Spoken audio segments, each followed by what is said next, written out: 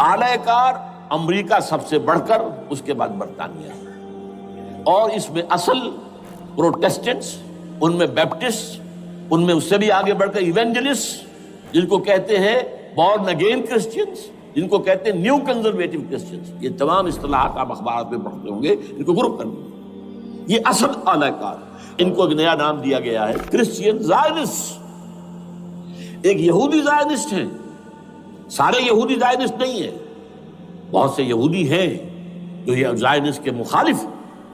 چنانچہ میری ہیوسٹن میں ملاقات ہوئی تھی ڈاکٹر وشو گرانٹ، بہت بڑا پروفیسر ایمیریٹس یہودی، لیکن یہ کہ اس نے کہا، بڑے اجتماع میں کہا، ہمارا اجلاس تھا وہاں پر، ہم نے یہ جو ہے بلایا تھا، ایک یہودی، ایک عیسائی اور ایک مسلمان، تینوں جو ہے وہ تقریریں کریں۔ انہوں نے کہا تھا کہ وی آر ناٹ سپورٹنگ اسرائیل۔ اس نے وہ عیسائی جو آیا ہوا تھا پروفیسر، اس کی طرف they are supporting Israel, we are not supporting Israel. اسی طرح میری جو ہوئی تھی round table conference, round table, اس میں ایک یہودی پروفیسر تھے، وہ ہسٹری کے پروفیسر، میں نام بھول رہا ہوں ان کا، انہوں نے کہا آئی ایم اینٹی زائنزم، میں زائنزم کے خلاف ہوں۔ تو زائنزم جو ہے اصل میں ایک سیکولر یہودیوں کی تحریک ہے، اور اس کے سب سے بڑے سپورٹرز کرسچین زائنسٹ وہ امریکہ میں بیٹھے ہوئے۔ تو یہ ہے صورتحال۔ یہ جان لیجئے کیتھولکس جو ہیں یہ اتنے پرو یہودی نہیں ہیں، اب رفتہ رفتہ وہ بھی اس کے اندر آ کر شامل ہو گئے۔ یورپ جو ہے زیادہ Catholics, Roman Catholics, Roman Catholics کا یہ بھی آپ نے جملہ پڑھ سنا ہوگا کہ یہ جو ترکی جو ہے ہمارا ملک، یہ جو کوشش کرتا رہتا ہے گھسنے کی یورپین یونین کے اندر، تو ایک دفعہ جان شراق نے کہا تھا، بڑا پیارا جملہ تھا، Why doesn't Turkey understand that we are a Christian club؟ یہ ہماری جو یونین ہے یورپین، یہ تو کرسچین کلب ہے، وہ مسلمان ہے، وہ کس وجہ سے آنا چاہتا ہے بندہ، کیوں تو خود داخل ہونا چاہتا ہے؟ Why doesn't Turkey understand that we are a Christian club؟ لیکن یہ ہے رومن کیتھولکس، اور ان کا میں بعد میں آپ کو بتاؤں گا۔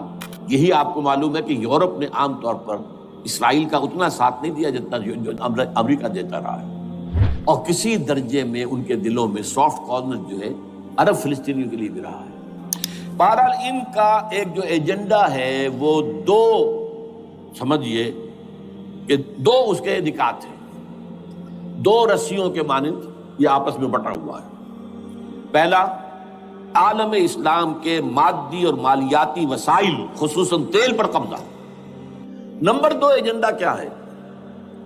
دنیا میں کہیں بھی اسلام کے بحیثیت ایک نظام زندگی ظاہر ہونے کا کوئی موقع نہیں دینا۔ We have to nip the evil in the bud at any cost۔ یہ ان کے ایجنڈے کا دوسرا پہلو ہے۔ یہ دو ہیں انٹرٹوائنڈ، جیسے آپ لڑیوں کو بٹ دے کر رسی بناتے ہیں، ایسے یہ دو لڑیے ہیں۔